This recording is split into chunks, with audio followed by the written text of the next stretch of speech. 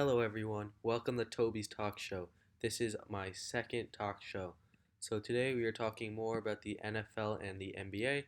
So, I think we should start with the NBA first. So, my first question is Cat a superstar? So far, Cat has been amazing. He had 30 points the other night with I think 10 rebounds and like 8 assists with a couple of steals and blocks. He has played amazing. However, for my definition of a superstar, you really have to not just stat pad, or not even just stat pad, but you have to make a run in the playoffs or even make the playoffs. So I wouldn't even call Cat stat padding because he's a very good player. We know that offensively. But for my superstars, you have to show that you can lead a team to the playoffs. And so far, Cat has not shown that. He made the playoffs once, and that was with Jimmy Butler as the star. So until we see Cat leading a team to the playoffs, which again I don't see this happening this year as well. I can't consider him a superstar. We know he doesn't have the best supporting cast. Wiggins is on and off. They lost Rose. Um, Gibson's gone. Like they don't have a great supporting cast. But we saw what LeBron did. We're not gonna compare LeBron to Cat, but LeBron is a superstar. We know Kevin Durant. If you put him on the Timberwolves, I would bet that they could make the playoffs. James Harden is the same thing. So they're my superstars. I'd have like Kevin Durant, LeBron James, um, James Harden, Russell Westbrook's iffy, Kawhi obviously. I don't know if I would put Paul George in there. Obviously Giannis. Those are just a few on the top of my head. My definition of superstar is if you can bring your team to the playoffs as well as be an MVP type caliber player. My next NBA question is: are the Knicks in trouble again? So the Knicks are starting 0-3. However, people thought, oh, the Knicks could have a good year this year. They brought in a lot of good veterans, some good young players, RJ and Julius Randle. So, people had hope for the Knicks, and they're starting 0-3, which is a problem. As you may know, I'm a Knicks fan, so it's not the best for me. But you know, if you look at who they played so far, they played the Spurs and they lost by 9. It was a close game. I think the Knicks were up by 4 or 6, and they let them go on an 18-0 run. So they had a chance to win. The Nets game that went pretty viral because the Knicks were down 19. They came back. They were up by 3, and they just forgot how to play offense. I don't know if this was Fizdale. I don't know if it was just the players, but then Kyrie came back and went clutch Kyrie and made a three for the win. And the Celtics, they were up by 12 in the first 4 minutes of the game, and then we just couldn't hold the lead. So this may be a problem with Fizdale. That could be what's happening. But um, if you look at their schedule, they're playing a lot. They're playing a lot of easy teams. I know they're playing the Pistons, the Bulls, the Cavs, the Hornets, the Mavericks. So these are games that they should win. And if they don't, I think Fizdale's job may be in jeopardy. However, there is obviously a few bright spots. RJ Barrett's been lighting it up. He is, I think, averaging 22 or 23 in the first 3 games. Mitchell Robinson looks like he's progressing. Knox looks very good shooting wise. Trier, we know that he's an ISO guy that could score whenever he wants. Alfred Payton's been playing very good. He got the starting point guard role because of it. Julius Randle has been a problem though. His turnovers, his free throws. But I think it's just that he's getting comfortable with that number one role. So I think that and the Knicks still have to gel. So I think when they come together, I think they'll be fine. Are the Suns going to be a problem in the West this year? If you asked me this 2 weeks ago that I'd be talking about this, I think you're crazy. But the Suns just beat the Clippers by 8 or 9 last night. And I think one of their big reasons, even though they don't have Aiden right now because of suspension, but I think one of the big reasons that they are doing so well is that they're playing with team basketball, and Booker had 8 assists last night, which is very good for him. They have players that Booker can rely on. They have Oubre's been playing great. Saric, Kaminsky, Baines has been filling in that Aiden role very well. So I think as a team they have gotten better. I think we don't expect them to be that good because the West is just have just great duos.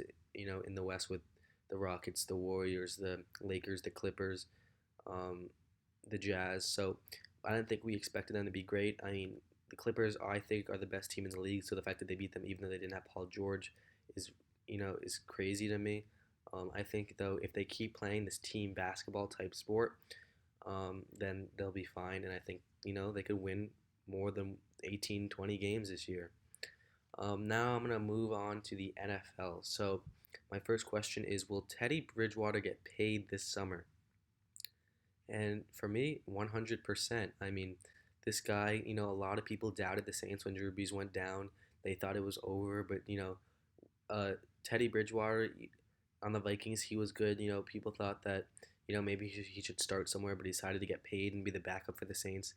And when Drew Brees went down, the 5 games, he went 5-0. He had 1,370 yards. He had 9 touchdowns. So I think that even though the Saints have a great team in general, I think the way that he was very patient, calm, he made great throws. He could run a little bit. Um, I think that if you go 5-0, I think you definitely should be in consideration to be a starting quarterback in the league. And I think that Teddy Bridgewater, maybe a desperate team like the Bengals, might pay him big time. Jaguars, if Foles is going to be injury prone. Um, Teams like that, they're going to pay him and they're going to take the risk. And I think it'll be worth it because I think Teddy Bridgewater could be a very good quarterback in this league. Um, Time to move on from Mitchell Trubisky. This is a hard question because Mitchell Trubisky, you know that he could be a great quarterback, but this year, I mean, he went to the Pro Bowl last year. Like he has talent, but this year he has been horrendous. He's had bad throws. The defense. If you have this good of a defense, literally the number one, number two defense, the Patriots are probably number one. So I'd give Bears number two. You shouldn't be 3-3. And as I'm recording this, they just went 3-4. Um, an hour ago, I literally watched.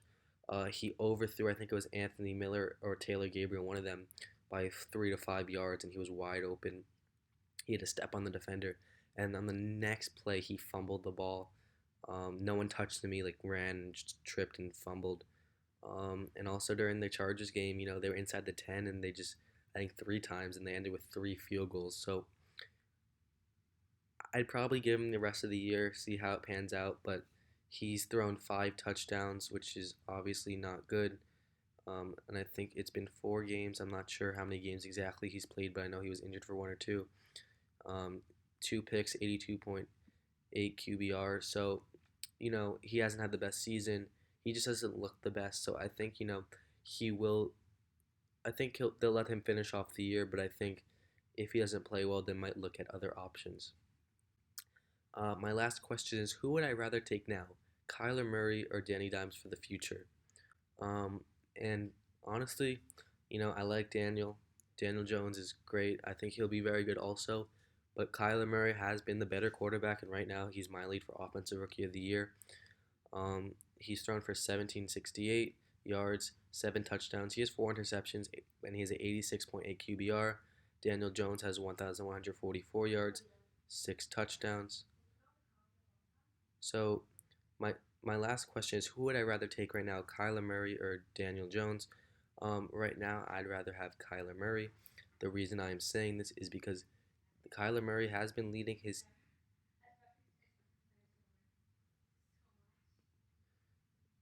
So, so the last question I have is, who would I rather take right now, Kyler Murray or Daniel Jones?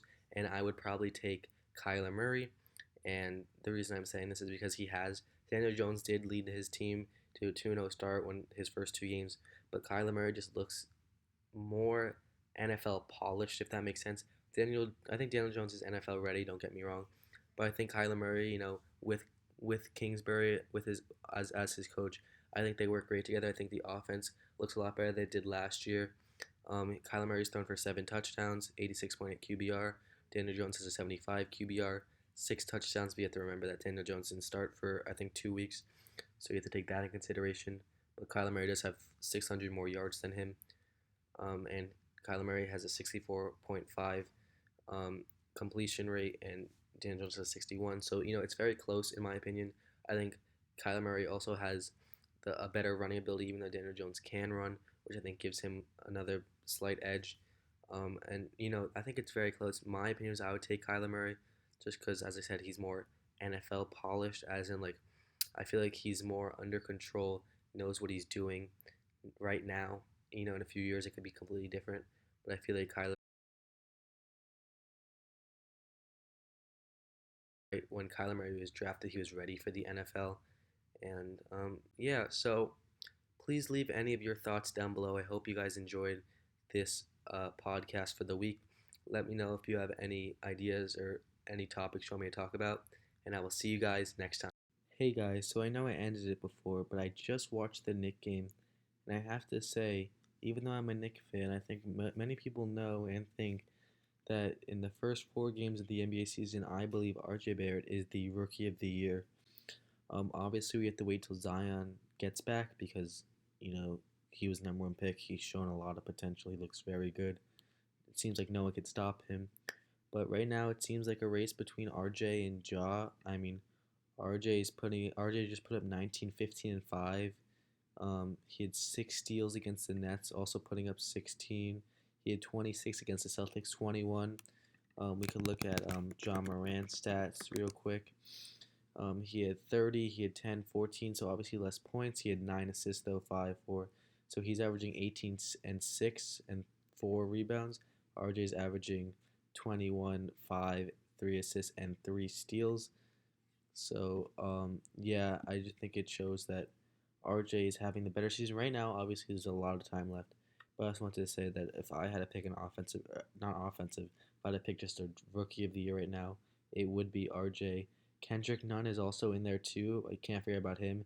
He's been lighting it up. But I just feel like RJ has been playing all around better. He's leading the rookies in steal. I think Kendrick Nunn leads in points, but RJ's right behind. RJ is probably in the top 5 for rebounds. He just had 15 rebounds, which is insane for a shooting guard. And assists, I think he has like, what did I say? He has 3 or 4. He's averaging 3 assists, so not bad, not bad. So right now, like I said, RJ would be my rookie of the year, and then Kendrick Nunn and John Morant in the voting also. But we gotta wait till Zion gets back. I just wanted to fill you guys in on what I just saw and how I think that affected my rookie of the year race for right now. And yeah, I'll see you guys next week. Bye bye.